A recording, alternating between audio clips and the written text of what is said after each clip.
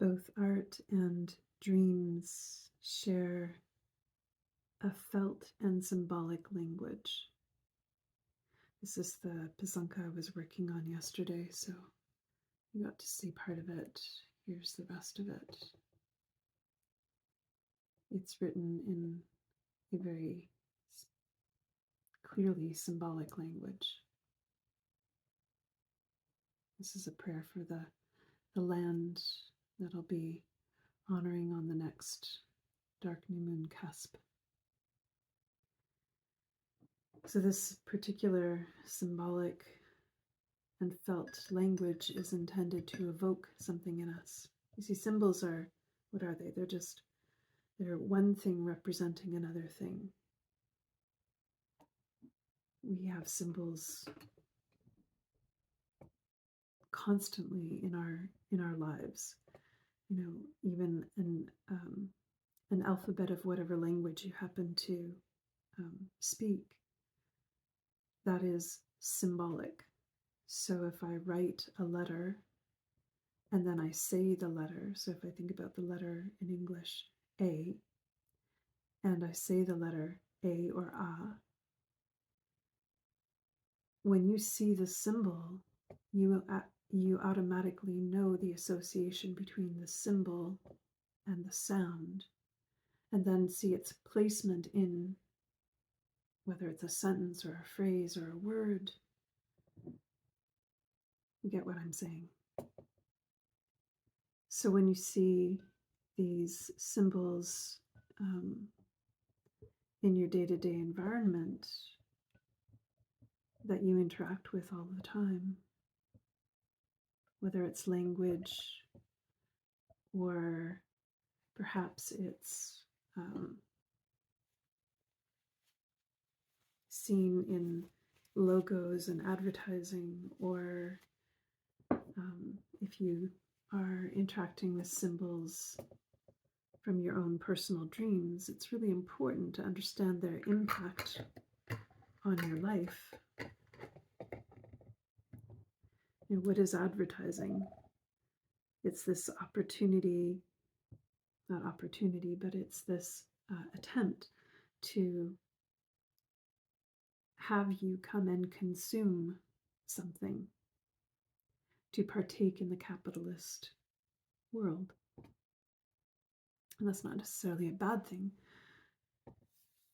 but it is something that we need to be conscious of when we're interacting with these symbols and what they happen to evoke within us. One of the things that I think is really powerful is to begin to know your own personal symbology, your own personal symbolic language, and your felt reality. And you can explore that through your dream world. I'll give you an example. When I'm not taking care of myself well enough, when I'm not paying attention to my basic needs, whether it's rest or eating properly or things like that, one of the symbols that shows up in my dream is that I will be walking into a public washroom or even my own private washroom, and the toilet is overflowing. So, you know, it's telling me that I'm not able to take care of my basic needs. And so if I wake up from one of those kinds of dreams, I know what's needed. I know how I need to respond to that particular symbol showing up. Or if I'm feeling emotionally overwhelmed, I will have tidal wave dreams, or where rivers are flooding.